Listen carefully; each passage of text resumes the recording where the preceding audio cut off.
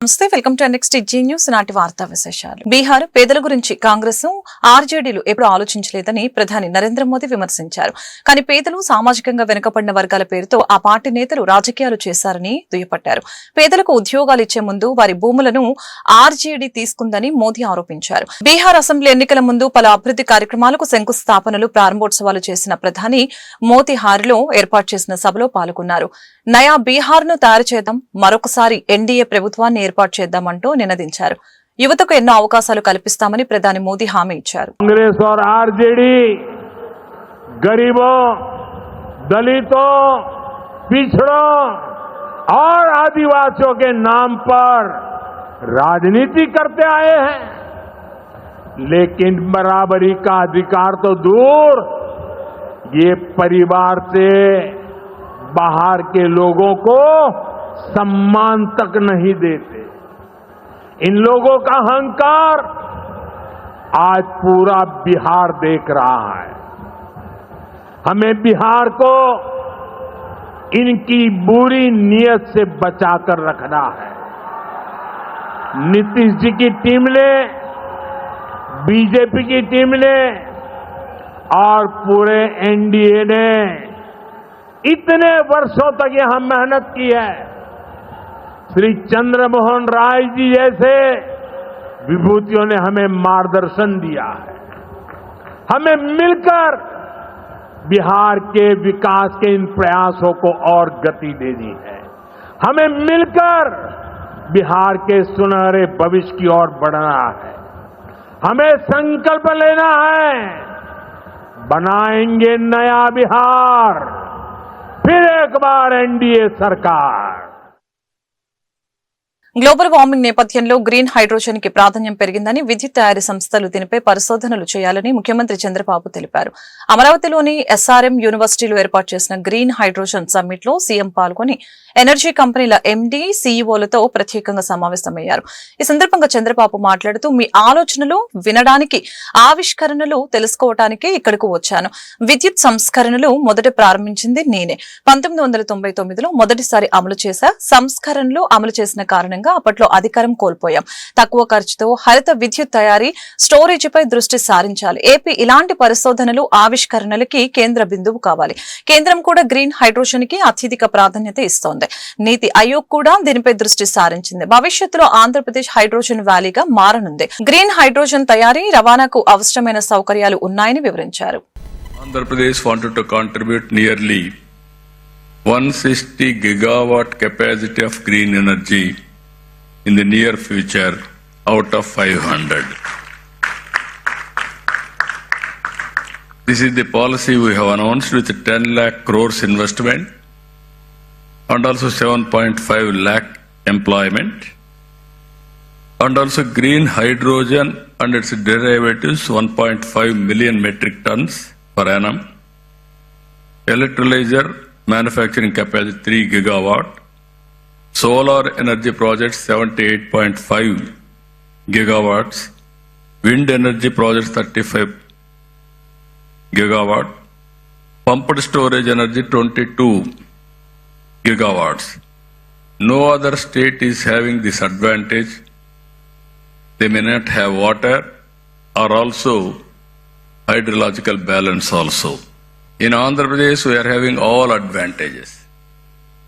Solar, wind, pumped energy, even water is also important for pumped energy.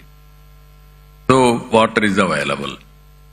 And at the same time, if you see further,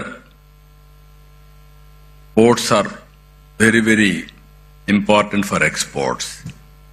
Even green hydrogen, we need water. We are having water. There is a problem. We are having sea also. We can use water from sea water also for conversion, all these things. That is plenty of water is available in Andhra Pradesh. With all these things today, I really appreciate SRM for conducting historical meeting in Amaravati. This is where two valleys are coming here. One is Quantum Valley for computing and also technology. One is green hydrogen valley from here to protect nature for sustainability. That is very assembly committee హాలులో పిటిషన్ల committee సమావేశం జరిగింది. ఉపసభాపతి రఘురామకృష్ణంరాజు అధ్యక్షతన ఈ కార్యక్రమాన్ని నిర్వహించారు. ఇందులో online బెట్టింగ్లు, సైబర్ నేరాల నియంత్రణపై చర్చలు జరిగాయి. ఈ సందర్భంగా రఘురామకృష్ణంరాజు మాట్లాడారు. టోల్ ఫ్రీ నంబర్ 1930కి ఫోన్ చేయగానే సైబర్ నేరం రిజిస్టర్ అయ్యేలాగా చర్యలు తీసుకుంటున్నట్లు తెలిపారు. బెట్టింగ్ యాప్లపైన ఈ నంబర్కు కాల్ చేయవచ్చని అన్నారు. ఇది 24 గంటలు సిఐడి పరిధిలో అందుబాటులో ఉంటుందని అన్నారు. సైబర్ నేరాలను అరికట్టే దిశగా పిటిషన్ల కమిటీ కృషి చేస్తుందని వివరించారు. బెట్టింగ్ యాప్ల వలన కలిగే నష్టాలపై సినీ తారులు, సెలబ్రిటీలతో ప్రచారం చేయిస్తామని అన్నారు. ఏడాదికి మన రాష్ట్రంలో ఈ సైబర్ క్రైమ్స్ ద్వారా ప్రజలు 25,000 నుంచి 30,000 కోట్ల రూపాయలు కోల్పోతున్నారు. సో ఇలా డబ్బులే కాకుండా ప్రాణాలు కూడా, మరణాలు కూడా ఈ సైబర్ క్రైమ్స్ ద్వారా జరుగుతున్నాయి. కాబట్టి ఎంతవరకు అరికట్టగలం అనేది that is the major challenge. 1930 అనే ఒక టోల్ ఫ్రీ నెంబర్కి ఫోన్ చేసిన వెంటనే ఆ క్రైమ్ రిజిస్టర్ చేయబడుతుంది. ముఖ్యమంత్రి గారితో అవసరం అనుకుంటే కొంతమంది సినిమా నటులు యాడ్స్ అన్ని తీసుకుని ఆ యాడ్స్ ని పాపులర్ చేయాలనేది మా ఆశయం. రాబోయే 1 సంవత్సర కాలంలో ఈ సైబర్ క్రైమ్స్ ని పూర్తిగా అరికట్టాలనేది కమిటీ ఉద్దేశం. సో 1930కి ఇన్ఫార్మ్ చేస్తే ఖచ్చితంగా కేసు రిజిస్టర్ అవుతుంది. పట్టుకున్నప్పుడు ఆ రికవరీ వాళ్ళకి అందజేయడం జరుగుతుంది. రాష్ట్రాన్ని అభివృద్ధి దిశగా తీసుకువెళ్లేందుకు సీఎం చంద్రబాబు తీవ్రంగా కృషి చేస్తున్నారని మంత్రి నిమ్మల రామానాయుడు తెలిపారు.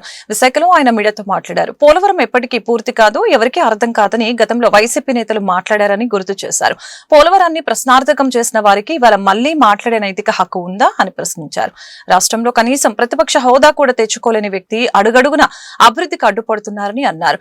జగన్ హయాంలో గత ప్రభుత్వం పోలవరాన్ని ధ్వంసం చేసింది. 2027 డిసెంబర్ కల్లా ఈ ప్రాజెక్టు పూర్తి చేసి గోదావరి వరద నీరు ఉత్తరాంధ్రకు, రాయలసీమకు ఇవ్వాలనే లక్ష్యంతో పనిచేస్తున్నాం.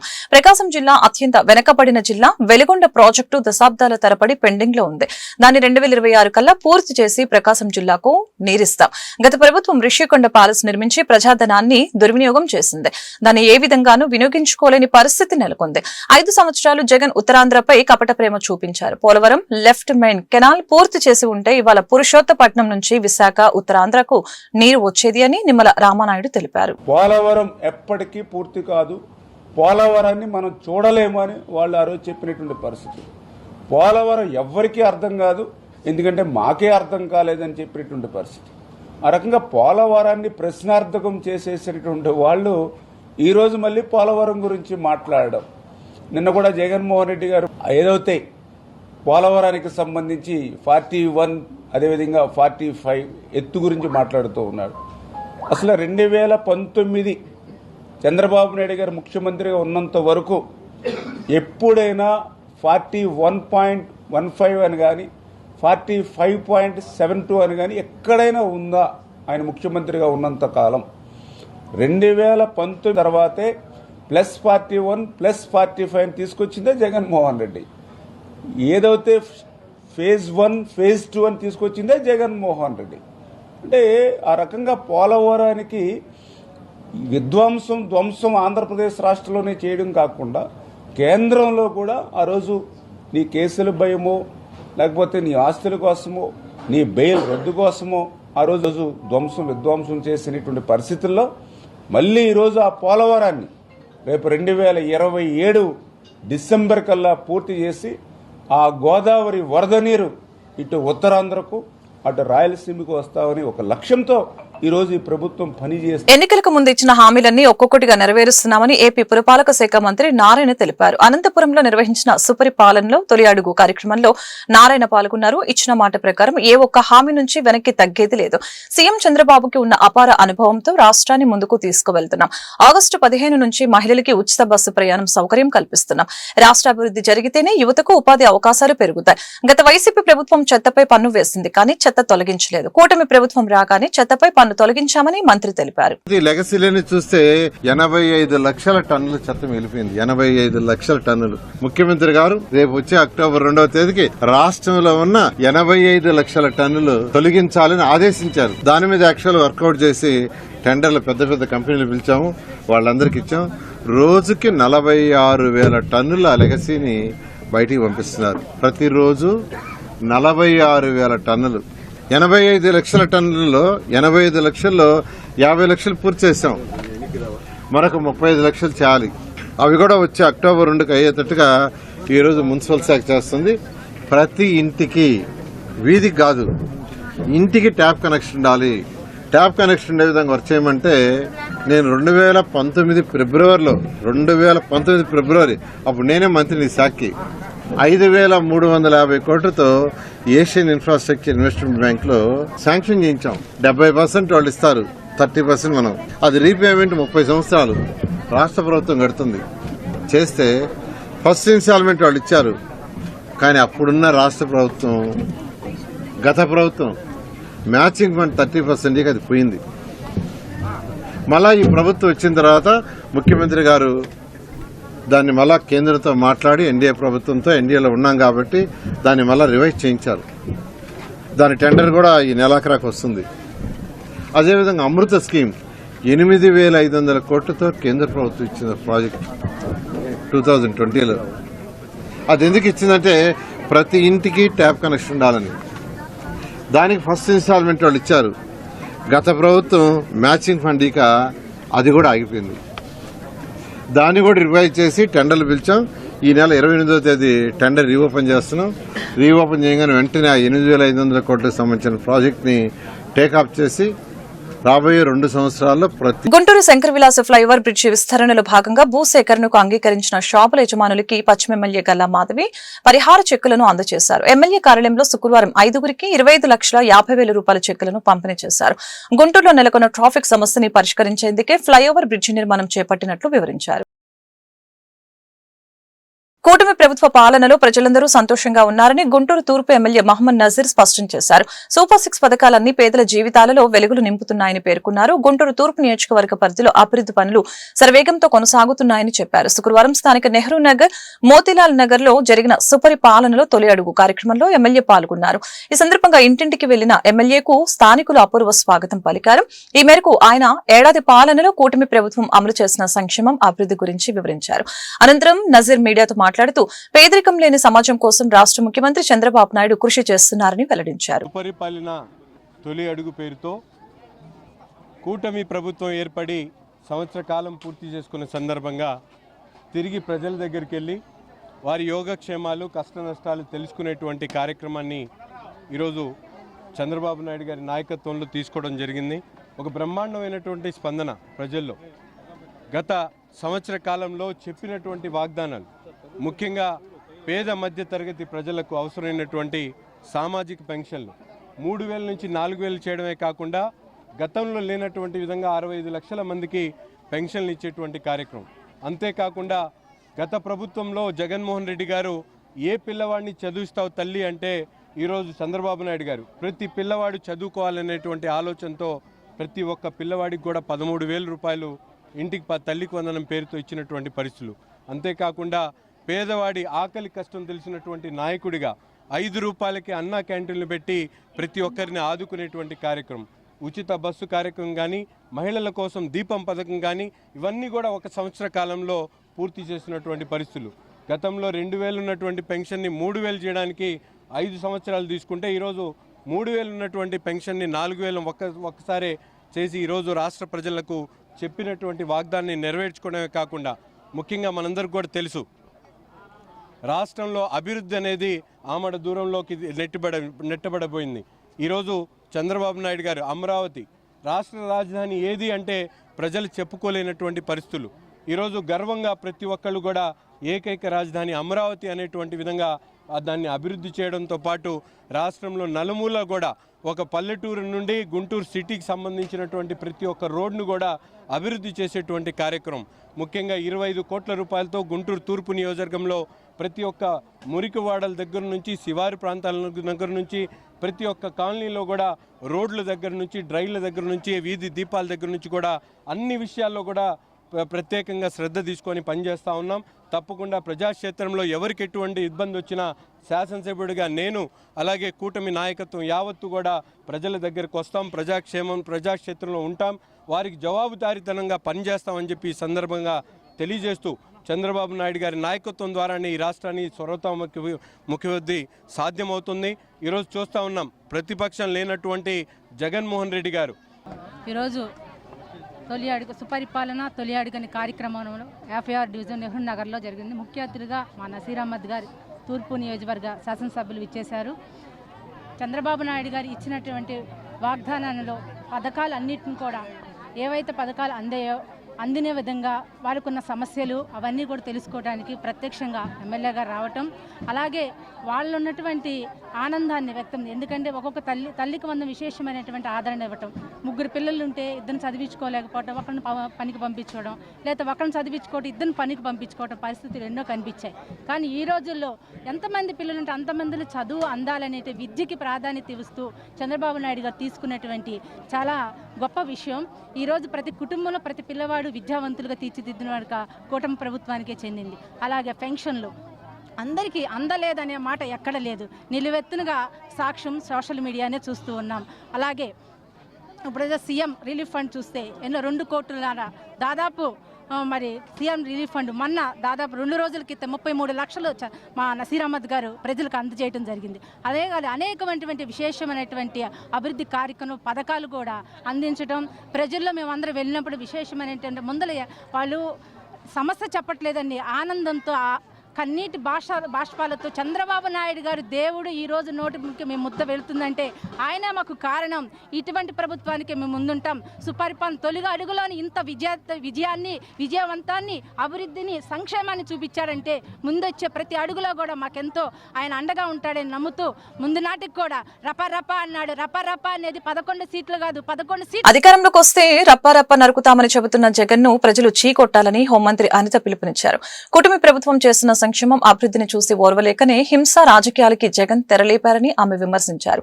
పల్నాడు జిల్లా పెదకూరపాడు నియోజకవర్గం కంబంపాడులో నిర్వహించిన సుపరిపాలనలో తొలి అడుగు కార్యక్రమంలో మంత్రి గొట్టిపాటి రవికుమార్, ఎమ్మెల్యే భాష్యం ప్రవీణ్ తో కలిసి అనిత పాల్గొన్నారు. కంబంపాడులో రహదారి నిర్మాణానికి శంకుస్థాపన చేశారు. అనంతరం నూతనంగా నిర్మించిన కంబంపాడు జలాలపురం రహదారిని ప్రారంభించారు. చంద్రబాబు నాయుడు గారి పేరు చెప్తే ఒక డీప్ టెక్ గుర్తొస్తుంది. చంద్రబాబు నాయుడు గారి పేరు చెప్తే ఒక పోలవరం గుర్తొస్తుంది. చంద్రబాబు నాయుడు గారి పేరు చెప్తే ఒక అమరావతి గుర్తొస్తుంది. చంద్రబాబు నాయుడు గారి పేరు చెప్తే ఒక గ్రీన్ ఎనర్జీ గుర్తొస్తుంది. చంద్రబాబు నాయుడు గారి పేరు చెప్తే ఈ రోజు క్వాంటమ్ వ్యాలీ గుర్తొచ్చే పరిస్థితి. అదే జగన్మోహన్ రెడ్డి పేరు చెప్తే ఒక గాంజా బ్యాచ్ గుర్తొచ్చింది. జగన్మోహన్ రెడ్డి పేరు చెప్తే ఒక గొడ్డల వేటు గుర్తొచ్చింది. జగన్మోహన్ రెడ్డి పేరు చెప్తే కోడి కత్తి గుర్తొచ్చింది. జగన్మోహన్ రెడ్డి పేరు చెప్తే గులకరాయి గుర్తొచ్చింది. జగన్మోహన్ రెడ్డి పేరు చెప్తే బూతులు గుర్తొచ్చాయి. జగన్మోహన్ రెడ్డి పేరు చెప్తే చల్లపల్లి జైలు గుర్తొచ్చింది. జగన్మోహన్ రెడ్డి పేరు చెప్తే మద్యం కుంభకోణాలు గుర్తొస్తాయి. అది ఇద్దరు నాయకులకి ఉన్న తేడా. ఈ విషయం నేనే కాదు, ఇక్కడ ఉన్న స్టేజ్ మీద ఉన్న వాళ్ళే కాదు, మీరందరూ కూడా పబ్లిక్ లోకి వెళ్ళి చెప్పాలి. మళ్ళా ఇటువంటి దుర్మార్గుడు వస్తే ఈ ఆంధ్ర రాష్ట్ర ప్రజలు ఎవరు కూడా ఇక్కడ ఉండాల్సిన అవసరం లేదు. చాలా మందికి ఈరోజు బయటకు వచ్చి ఎలాంటిది క్రియేట్ చేస్తున్నాడంటే నేను మళ్ళీ వస్తాను నువ్వు చెప్పేసుకోవడం కాదయ్యా, ప్రజలు చెప్పాలి. నువ్వు ఒక్క ఛాన్స్ అడిగిన పాపానికి 20 సంవత్సరాలు వెనక్కి తీసుకుపోయావు. మళ్ళీ ఈరోజు మళ్ళీ వస్తాను ఏ మొహం పెట్టుకొని వస్తావు? కానీ వస్తానన్నా మంచి చేస్తానని చెప్పట్లా, రప్పా నరుకుతానని చెప్పి వస్తున్నావు. ఎవరైనా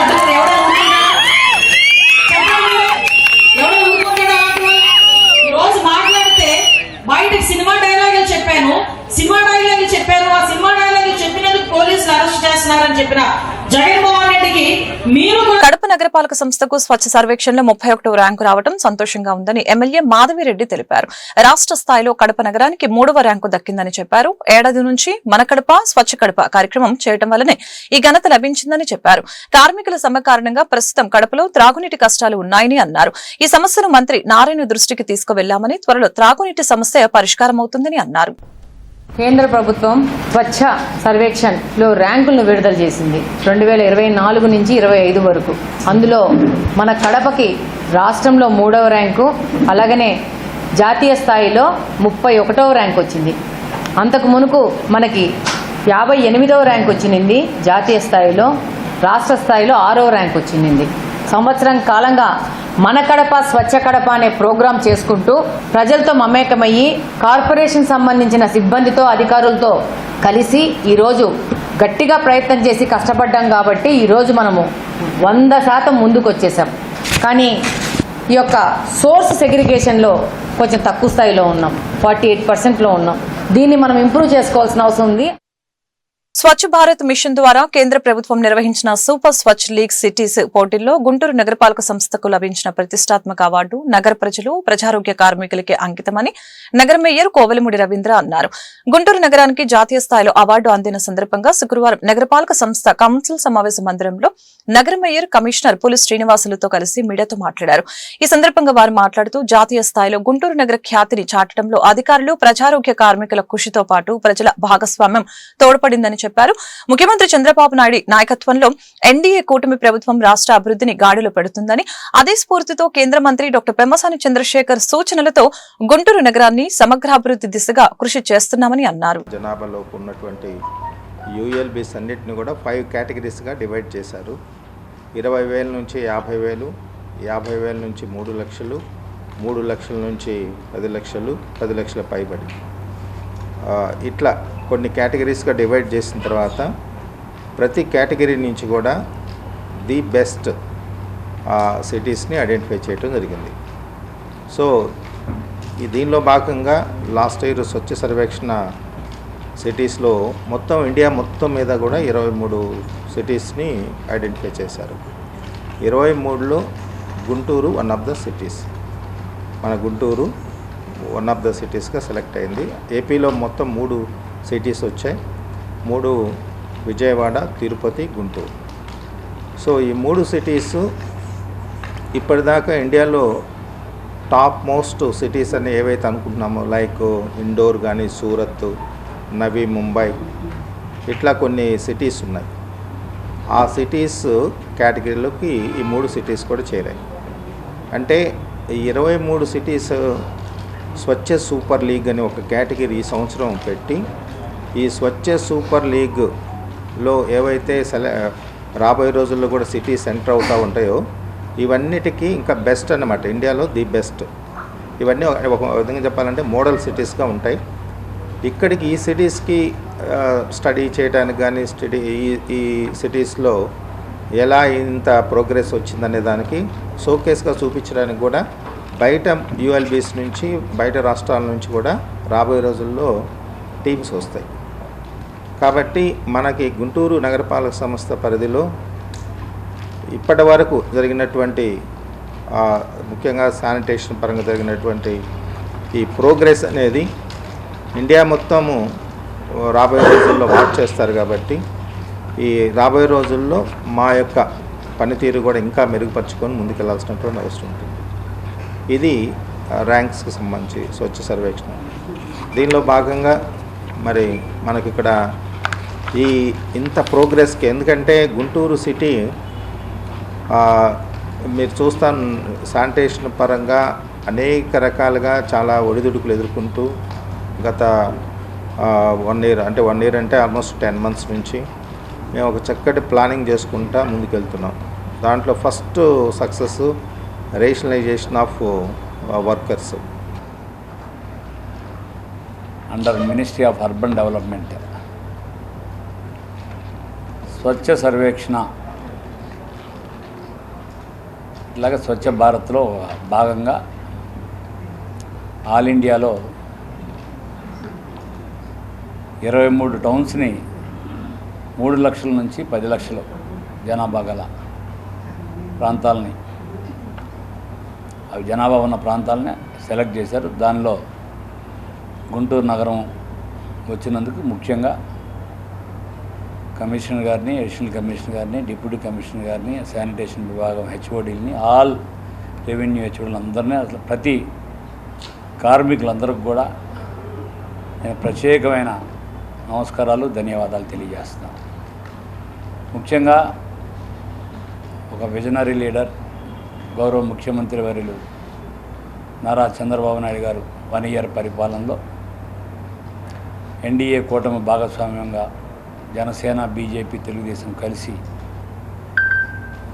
ఈ రాష్ట్రాన్ని ఒక గాడిలో పెట్టే విధంగా ఏ విధంగా ప్రయత్నిస్తున్నారో అట్లాగే గౌరవ కేంద్ర మంత్రివర్యులు, ముఖ్యంగా మనం చెప్పుకోవాల్సిన విషయం గౌరవ కేంద్ర మంత్రి వర్యులు పెమ్మసాని చంద్రశేఖర్ గారు, మన ప్రీతమ నాయకులు పార్లమెంట్ సభ్యులు గుంటూరుకి, ఆయన మొదటి నుంచి ఒక ప్రత్యేకమైన గుంటూరు నగరం మీద ఒక టాస్క్ పెట్టి, ఆయన ఎటు నుంచి ఎటు కారులో వెళ్తున్నా కానీ పలానా బాగోలేదు, పలానా డిపార్ట్మెంటల్గా ఆయన ఇమీడియట్గా ఫోటోలు పెడతాం, మెసేజ్లు చేయటం, ఈ 1 ఇయర్లో ఆయన ప్రత్యేకమైన శ్రద్ధ చూపించి, మనం ఈ శ్రద్ధ వల్ల కూడా మనకి ఈ యొక్క అవార్డు వచ్చినందుకు ఆయనకు ప్రత్యేకమైన ధన్యవాదాలు తెలియజేస్తున్నాను.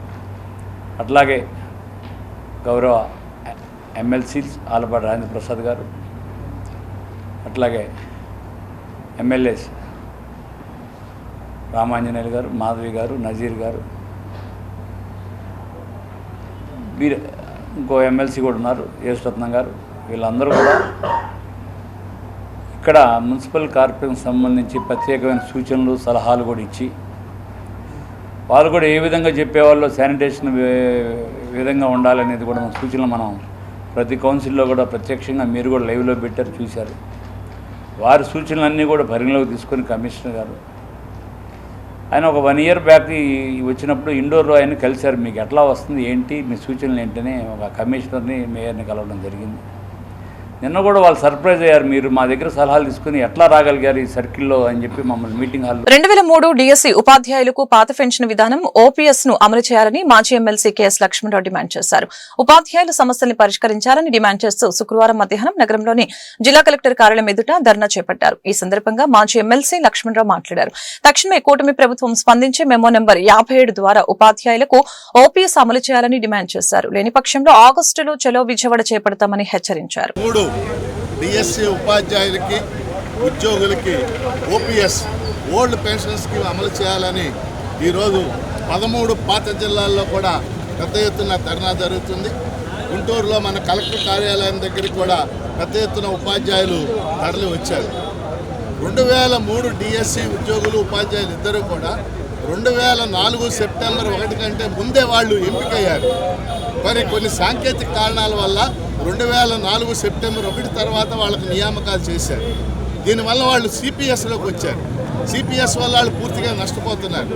కాబట్టి 10,000 మందికి ఓపీఎస్ అమలు చేయాలని ఈరోజు ఈ ఉద్యమం జరుగుతుంది.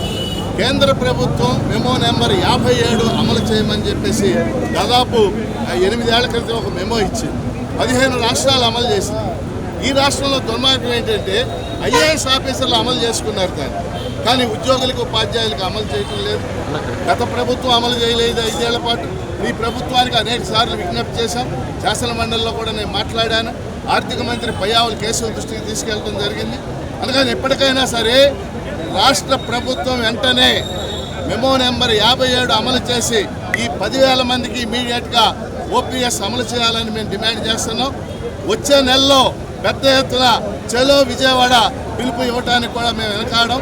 ఖచ్చితంగా ప్రభుత్వం స్పందించి ఈరోజు ఈ స్పందన చూసి వెంటనే వీళ్ళందరికీ ఓపీఎస్ అవ్వాలని చెప్పేసి నా తరఫున, అలాగే ఎమ్మెల్సీలు అందరి తరఫున కూడా Mopidevi Shivashankar Rao, DSC 2003 teachers forum రాష్ట్ర కన్వీనర్ని.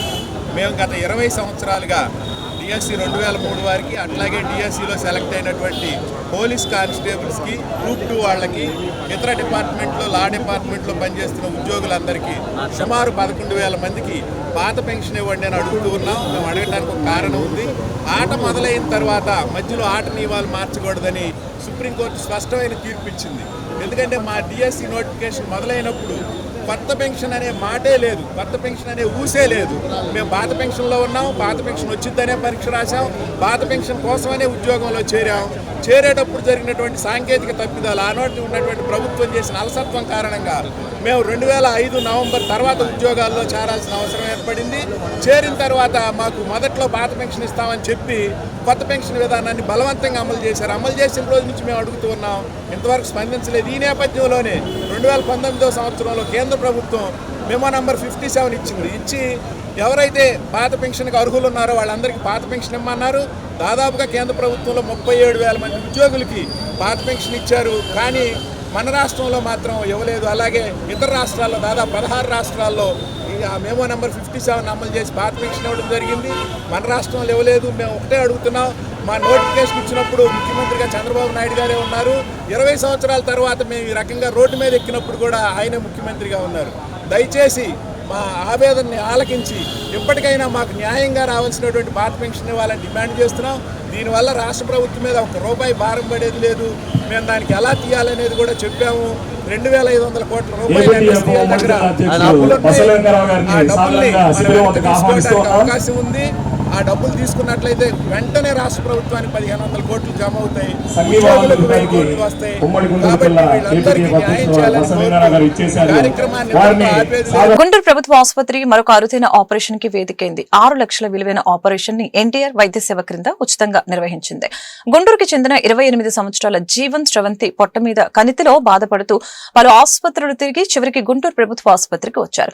గుంటూరు జనరల్ సర్జరీ 4వ విభాగ professor doctor G Kiran Kumar వారి బృందం రోగిని పరీక్షించి అవసరమైన పరీక్షలు చేయించగా శస్త్రచికిత్స చేయాలి అని సూచించారు. ₹1 ఖర్చు లేకుండా diagnostic laparoscope plus tumour wide local excision and composite mesh repair అను శస్త్రచికిత్సను విజయవంతంగా చేశారు. ఈ వివరాలను GJH superintendent doctor Ramana SSV గురువారం మీడియాకు తెలిపారు. శస్త్రచికిత్స చేసి దాన్ని విజయవంతం చేసి ఒక అద్భుతాన్ని మళ్ళీ ఒకసారి సృష్టించారు ఈ general surgery department 4th unit వారు. అలాగే ఈ సర్జరీ చేసిన వారు వాళ్ళ టీము జి కిరణ్ కుమార్ గారు, అలాగే హెచ్ఓడి వై కిరణ్ కుమార్ గారు, వారి మిత్ర బృందం, వారి డాక్టర్ల బృందం అంతా కూడా చక్కగా ఈ ఆపరేషన్ విజయవంతం చేశారు. ఈ ఆపరేషను 28 ఏళ్ల ఈ జీవన స్రవంతి అనే ఒక అమ్మాయి చెట్లూరుపేట నుంచి వచ్చింది. ఈ అమ్మాయికి కడుపు పైన అంటే అబ్డమెన్ వాల్ పైన చిన్న కణితిలాగా వస్తే వచ్చారు. దాన్ని ఇక్కడ జనరల్ సర్జరీ డిపార్ట్మెంట్ వారు ఇది డెస్మాయిడ్ ట్యూమరు, ఇది 10 లక్షల మందిలో ఒకరికి వస్తుంది, అలాంటి ఒక రేర్ ట్యూమర్ అని కనుక్కొని దీనికి డయాగ్నోస్టిక్ లాప్రోస్కోపీ చేసి మిగతా టెస్టులన్నీ చేసి ఇది మనం చక్కగా ఇక్కడ సక్సెస్ఫుల్గా తీసేయగలము. ఈ ట్యూమరు ఆ అమ్మాయికి ప్రశాంతంగా హాయిగా జీవించేలా చేయగలమని ఒక నమ్మకం ఏర్పరచుకున్న తర్వాత టెస్టులన్నీ చేసిన తర్వాత ఈ ఆపరేషను అంటే ఈ కణితి తీసి అక్కడ దానికి మెష్ పెట్టారు. ఈ మెష్ కూడా చాలా కాంప్లెక్స్ మెష్, అది మామూలుగా వేసే మెష్ కాదు, మామూలుగా హెర్నియాస్లో వేసే మెష్ కాదు. అలాంటి గొప్ప మెష్ని ఇక్కడ అంతా కూడా ఎన్టీఆర్ వైద్య సేవ పథకం కింద ఈ ఆపరేషన్ ₹1 కూడా ఖర్చు కాకుండా 6 లక్షలు ఖర్చు అయ్యేది బయట అయితే 6 నుంచి 10 లక్షలు ఖర్చు అవుతుంది డెఫినెట్గా, అంటే స్థాయి ఆఫ్ ఆపరేషన్ హాస్పిటల్ బట్టి.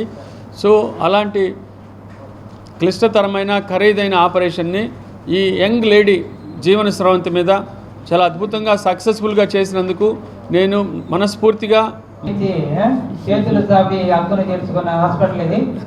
సో మన వాళ్ళు ఇక్కడ హక్కు చేర్చుకొని మన జి కిరణ్ గారు వీళ్ళందరూ కూడా ఒక జబ్బు డెస్పాయిడ్ ట్యూమర్గా నిర్ణయించి, డెస్పాయిడ్ ట్యూమర్ అనేది చాలా అరుదుగా వస్తుందండి, కండరాలకు వస్తుంది.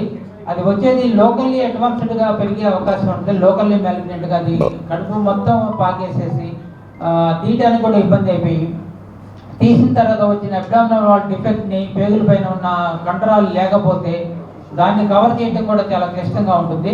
అలానే ఈ ట్యూమర్ ఒక్కొక్కసారి పేగులు కత్తుకులు ఏర్పడి ఆపరేషన్ కూడా చాలా క్లిష్టంగా ఉండే అవకాశం ఉంది. అలానే ఈ పేషెంట్కి అంతకుముందు ఐపామ్ ఆపరేషన్ అని వేరే ఆపరేషన్ కూడా చేయడం జరిగింది.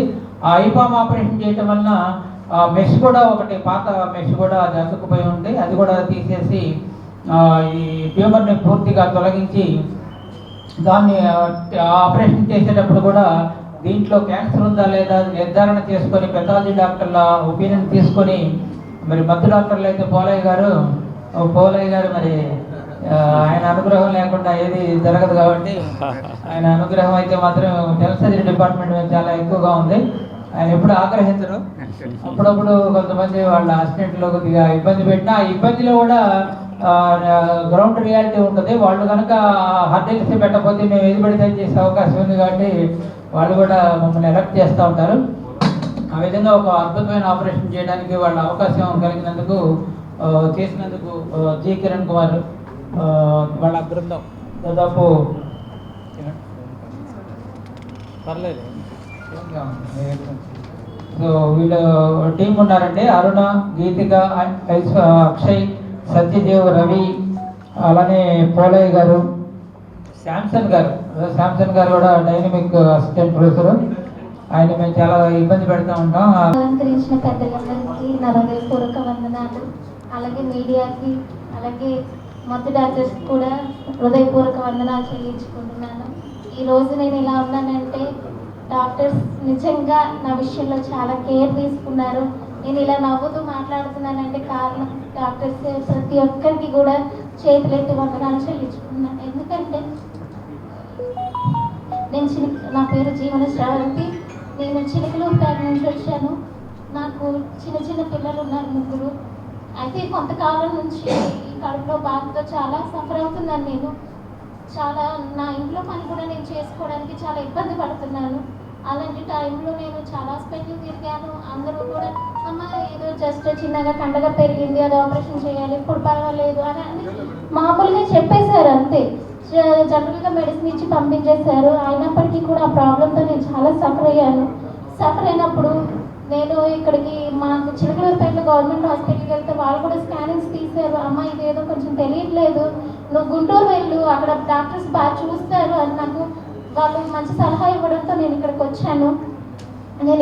నేను క్యాబ్లో టెస్ట్. వార్తలు ఇంతటితో సమాప్తం. మరొక బులెటిన్ మళ్ళీ కలుద్దాం. నమస్కారం.